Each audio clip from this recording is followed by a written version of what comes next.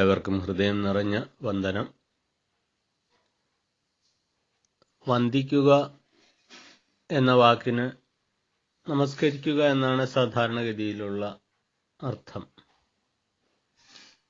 അച്ഛനെ വന്ദിക്കുക, അമ്മയെ വന്ദിക്കുക, ഈശ്വരനെ വന്ദിക്കുക. ഈ വന്ദനമെന്ന പ്രക്രിയ ബാഹ്യമായിട്ട് നടക്കുമ്പോൾ അതിന് പിന്നിൽ ആന്തരികമായിട്ട് മറ്റൊരു തലം കൂടി വേണം. നമസ്കരിക്കുന്നതിന് പാദത്തിൽ തൊട്ട് നമസ്കരിക്കാം, കൈകൂപ്പി നമസ്കരിക്കാം, അഞ്ജലിബദ്ധരായിട്ട് നിൽക്കാം. അങ്ങനെയൊക്കെ ചെയ്യുമ്പോൾ അത് ശാരീരികമായ ഒരു പ്രവൃത്തിയാണ്. ശാരീരികമായ ആ പ്രവൃത്തിയുടെ പിന്നിൽ മാനസികമായ മറ്റൊരു വലിയ തലമുണ്ടായിരുന്നാലേ നമ്മളിപ്പോൾ ഈ പറയാൻ പോകുന്ന വന്ദനത്തിൻ്റെ ഒരു ഊർജം വരത്തുള്ളൂ, അല്ലെങ്കിൽ ആ തരത്തിൽ വന്ദനത്തിൻ്റെ യഥാർത്ഥ അർത്ഥതലം ഉണ്ടാവുകയുള്ളൂ. ഒരു വ്യക്തിയെ വന്ദിക്കുമ്പോൾ, നമസ്കരിക്കുമ്പോൾ നമുക്ക് സംബോധന പലതും ഉപയോഗിക്കാം. നമസ്തേ എന്ന് പറയാം, ഹരി ഓം എന്ന് പറയാം, ഓം നമോ നാരായണായ എന്ന് പറയാം, ഗുരുചരണം ശരണം തുടങ്ങി പല സംബോധനാ രീതികൾ അനുവർത്തിക്കാം. പരസ്പരം കാണുമ്പോൾ സംബോധന ചെയ്യാൻ പല തരത്തിലുള്ള സംബോധനാ രീതികൾ, പല രീതികൾ അനുവർത്തിക്കുന്ന ആളുകൾ സ്വീകരിച്ചിട്ടുണ്ട്. ക്രൈസ്തവ വിശ്വാസികൾ പരസ്പരം കാണുമ്പോൾ യേശോ മിശിഹായ്ക്ക് സ്തുതിയായിരിക്കട്ടെ എന്ന് പറയുന്നു, അല്ലാഹു അക്ബർ എന്ന് പറയുന്നു, ലാൽ സലാം എന്ന് പറയുന്നു. ഇങ്ങനെയൊക്കെ പറയാം. ചിലർക്ക് ഒരു ധാരണയാണ് ഹൈന്ദവ സമൂഹം സംബോധന ചെയ്യാൻ പരസ്പരം കാണുമ്പോൾ ഒന്ന് നമസ്കരിക്കാൻ എന്ത് പദം ഉപയോഗിക്കും, അങ്ങനെയൊന്നും ഇല്ലേ. നമ്മൾ പലപ്പോഴും പറഞ്ഞിട്ടുള്ളത് പോലെ ഹൈന്ദവ സമൂഹം എന്ന് പറയുന്നത് വിവിധ തലങ്ങളിലുള്ള, വിവിധ വലിപ്പത്തിലുള്ള തൊപ്പി വയ്ക്കുന്ന ആളുകളുടെ ഒരു കൂട്ടായ്മയാണ്. ഓരോ ആളുകൾക്കും പാകമാകുന്ന തൊപ്പിയാണ് ഉപയോഗിക്കേണ്ടത് എന്നുള്ളതുകൊണ്ട് ഇവിടെ ഒരു റിജിഡായിട്ടുള്ള ഒരു നിയമ സംഹിതയില്ല. അത് ഇതിൻ്റെ ഒരു ഗുണവും ദോഷവുമാണ്. പക്ഷേ എല്ലാറ്റിനും അതിൻ്റേതായിട്ടുള്ള രീതിയിലുള്ള സംബോധനാ രീതികളായിരുന്നാലും ആചാരങ്ങളായിരുന്നാലും അനുഷ്ഠാനങ്ങളായിരുന്നാലും ഏറ്റവും ശാസ്ത്രീയവും ഏറ്റവും അർത്ഥപൂർണവുമായിട്ടുള്ള കാര്യമുണ്ട് താൻ. സംബോധന ചെയ്യാൻ ഏറ്റവും നല്ല പദങ്ങൾ ഉപയോഗിച്ച് അത് നിർവഹിക്കാനുള്ള എല്ലാ തരത്തിലുള്ള അവസരവും പദങ്ങളും ഒക്കെ നമുക്കുണ്ട്. നമസ്തേ എന്ന് നമ്മളിപ്പോൾ പറയുന്നു സാധാരണ. തേ നമഃ, അങ്ങേക്ക് നമസ്കാരം, അല്ലെ നമസ്തുതേ, തേ നമഃ അസ്തു, അങ്ങേക്ക് ഞാൻ നമസ്കാരം ചെയ്യുന്നു. അല്ലെങ്കിൽ ഓം എന്ന് സംബോധന ചെയ്യാം, അല്ലെ ഹരി ഓം, എല്ലാറ്റിനെയും ഇല്ലായ്മ ചെയ്യുന്നവനായ ഈശ്വര സ്വരൂപിയായ അങ്ങേക്കായിക്കൊണ്ട് നമസ്കാരം. അങ്ങനെ ഹരി ഓംന്നോ, അല്ലെ ഓം നമോ നാരായണായ, നാരായണ സ്വരൂപിയായ അങ്ങേക്ക് വന്ദനം. ഇങ്ങനെ എന്തെന്ത് പദങ്ങളാ കിടക്കുന്നത്. പക്ഷെ അത്തരത്തിലുള്ളൊരു സംസ്കാരത്തിലേക്ക് വരാത്തതിൻ്റെ ഒരു കുറവേ ഉള്ളൂ. പരസ്പരം കാണുമ്പോൾ വേറൊരാളെ നമിക്കണമെന്നുള്ളത് നമ്മുടെ ഒരു സംസ്കാരത്തിന്റെ ഭാഗമായിരുന്നു. ചില പ്രത്യേക വിഭാഗത്തിൽപ്പെട്ട ആളുകൾ, ഹൈന്ദവ സമൂഹത്തിലെ ഉയർന്ന തരം ആളുകൾ സംബോധന ചെയ്യുമ്പോൾ അവരുടെ പേരും നാമവും ഗോത്രവും ഒക്കെ ചേർത്ത് കാശ്യപ ഗോത്രോദ്ഭവസ്യ നാരായണ ശർമ്മ അഹം എന്ന് ചേർത്ത് പറയാറുണ്ട്. ഇപ്പോഴതിൻ്റെ ആവശ്യമൊന്നുമില്ല. ഗോത്രത്തിൻ്റെയൊക്കെ പ്രസക്തി എന്നേ നഷ്ടപ്പെട്ടു കഴിഞ്ഞു. അതുകൊണ്ട് പ്രത്യേകിച്ച് ആരും ഗോത്രം അന്വേഷിച്ച് ചകഞ്ഞു പിടിച്ച് ഗോത്രവും സൂത്രവും ഒക്കെ കണ്ടുപിടിച്ച് സംബോധന ചെയ്യേണ്ട കാര്യമില്ല. ഇന്നാരും ഗോത്രത്തെക്കുറിച്ച് അന്വേഷിക്കാറുമില്ല. ഒരു ഓഫീസിൽ ചെന്നാലോ നമ്മുടെ റെക്കോർഡിലോ ഒന്നും നമ്മൾ ഏത് ഗോത്രത്തിൽപ്പെട്ടതാണെന്നൊട്ട് പറയേണ്ട ആവശ്യവുമില്ലാത്തതുകൊണ്ട് ഗോത്രവും, പിന്നെ ഓരോ വിഭാഗത്തിന് സൂത്രവും, അങ്ങനെ വിഭാഗീയതകളൊന്നുമില്ലാത്ത അധ്യാത്മതത്വം പഠിപ്പിച്ചു കൊടുത്ത ദ്രാവിഡിയൻ സംസ്കാരത്തിൽ അത്തരത്തിലുള്ള ഒരു വിഭാഗീയതയും ഉണ്ടായിരുന്നില്ല.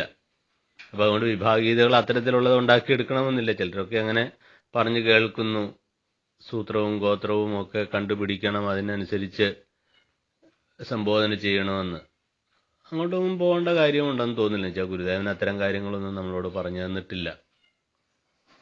എല്ലാ തരത്തിലുള്ള വിഭാഗീയതകളും ഇല്ലാതാക്കുന്ന പരമതത്വമായ വേദാന്ത തത്വത്തിന്റെ പിന്നിലെ ഈ ജാതി, നീതി, കുലഗോത്ര, ദൂരകം എന്നൊക്കെ പറഞ്ഞ് പഠിപ്പിക്കുന്ന ഈ തത്വശാസ്ത്രം ആയിരിക്കണം ഗുരുഭക്തന്മാരെന്നുള്ളത് കൊണ്ടും കാലാനുസൃതമായിട്ട് ചെയ്യാനുള്ള കാര്യങ്ങൾ, പറയാനുള്ള കാര്യങ്ങൾ സ്മൃതി രൂപേണ, സ്മൃതിഗ്രന്ഥമായിട്ട് തൃപ്പാദങ്ങൾ ശ്രീനാരായണ ധർമ്മത്തിൽ പറഞ്ഞു തന്നിട്ടുള്ളത് കൊണ്ടും അങ്ങനെയൊക്കെ ഉണ്ടായിരുന്നതിൽ തീർച്ചയായിട്ടും ഗുരു എപ്പോഴെങ്കിലും അത് സൂചിപ്പിച്ചേനെ. അപ്പോൾ നമ്മളെ പരസ്പരം കാണുമ്പോഴുള്ള സംബോധന, വന്ദന രീതികൾ ധാരാളമുണ്ട്. അതിലേതെങ്കിലുമൊക്കെ ഒന്ന് തിരഞ്ഞെടുക്കുന്നത് നന്നായിരിക്കും. നമ്മൾ ഈ ഗുരുവിജ്ഞാനീയത്തിൽ എപ്പോഴും പരസ്പരം കാണുമ്പോൾ അല്ലെങ്കിൽ ഒരു കമൻ്റ് എഴുതുമ്പോൾ നമസ്തേ എന്ന് പറഞ്ഞ് എഴുതണമെന്ന് പറയണമെന്ന് ഇതിൻ്റെ അഡ്മിൻ ചിലപ്പോഴൊക്കെ നിർദ്ദേശിക്കുന്നത് കാണാം. അപ്പോൾ ആ ഒരു സംബോധനാ രീതി പൊതുവെ ഏവർക്കും സ്വീകാര്യമായ ഒന്നാണ്. അല്ലെങ്കിൽ മുമ്പ് പറഞ്ഞ മറ്റേതെങ്കിലും പദങ്ങൾ നല്ല സംബോധനകളാണ്. അപ്പം വന്ദനത്തിന് വേണ്ടി നമ്മൾ ഇത്തരം പദങ്ങൾ വന്ദിക്കാൻ ഉപയോഗിക്കാം. പിന്നെ ഗുരുക്കന്മാരെ വന്ദിക്കുമ്പോഴോ ആ വന്ദനത്തിന് ഒരു ഉയർന്ന തലത്തിലേക്ക് കൊണ്ടുപോകാനുള്ള കഴിവുള്ളതായതുകൊണ്ട് അത് കുറെ കൂടെ ഭംഗിയായിട്ട് ചെയ്യണമെന്ന് ശാസ്ത്രങ്ങൾ പറയുന്നുണ്ട്. ഗുരുക്കന്മാരുടെ അടുത്ത് പോകുമ്പോൾ ചോദിക്കേണ്ടത് അദ്വിധി പ്രണിപാതേന പരിപ്രശ്നേന സേവയാ ഉപദേശിന്തി തേജ്ഞാനം ജ്ഞാന തത്വദർശിന. തത്വദർശികളായ ഗുരുക്കന്മാരുടെ അടുത്ത് വിദ്യാലാഭത്തിന് വേണ്ടി ചെല്ലുമ്പോൾ എങ്ങനെ വേണം? അവരെ പാദ നമസ്കാരം കൊണ്ട്, പ്രണിപാദം, അവരുടെ പാദത്തിൽ ദീർഘദണ്ഡ നമസ്കാരം ചെയ്യുക, അവരോട് നല്ല കാര്യങ്ങൾ ചോദിക്കുക, പരിപ്രശ്നം, പ്രശ്നം, ചോദ്യം, നല്ല ചോദ്യങ്ങൾ അവരോട് ചോദിക്കുന്നത് നമ്മൾ മുമ്പൊക്കെ പറഞ്ഞിട്ടുണ്ട്. കോഹം, ഞാനാര്, ഇതം ജഗത് കുതഹ, കുതോ ജഗതിദം, ഈ ജഗത്ത് എവിടെ നിന്നും ഉണ്ടായി, തുടങ്ങിയ ചോദ്യങ്ങൾ, അതാണ് പരിപ്രശ്നം. പിന്നെ സേവ, അവരുടെ പാദസേവ, അവർക്ക് വേണ്ടതൊക്കെ ചെയ്തു കൊടുക്കുക. അങ്ങനെയാകുമ്പോൾ അവർ വിദ്യ പഠിപ്പിച്ചു തരും.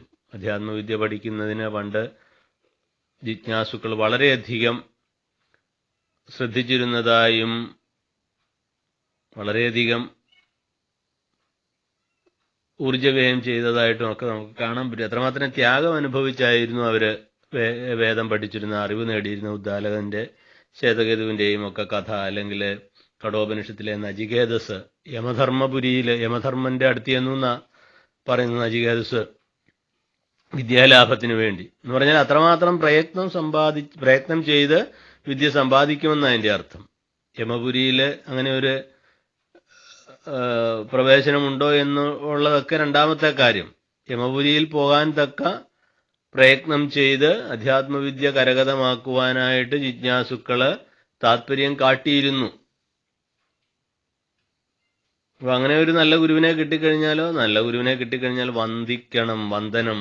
ഇപ്പൊ ഗുരുവിനെ, ശ്രീനാരായണ ഗുരുദേവനെ ഹൃദയത്തോട് ചേർത്ത് വെക്കുന്ന ഗുരുഭക്തൻ ചെയ്യേണ്ടത് ഗുരുവിന് ഏറ്റവും നല്ല വന്ദനം കൊടുക്കുവാൻ നമ്മൾ പഠിച്ചിരിക്കണം. അത് എങ്ങനെയൊക്കെ ആവാം. ഗുരുവിനെ നല്ല കീർത്തനങ്ങൾ കൊണ്ട് വന്ദിക്കാം, ഗുരുവിന്റെ അഷ്ടോത്തര ശതനാമാവലി ചൊല്ലി, ഗുരുപുഷ്പാഞ്ജലി മന്ത്രങ്ങൾ ചൊല്ലി നമസ്കരിക്കാം.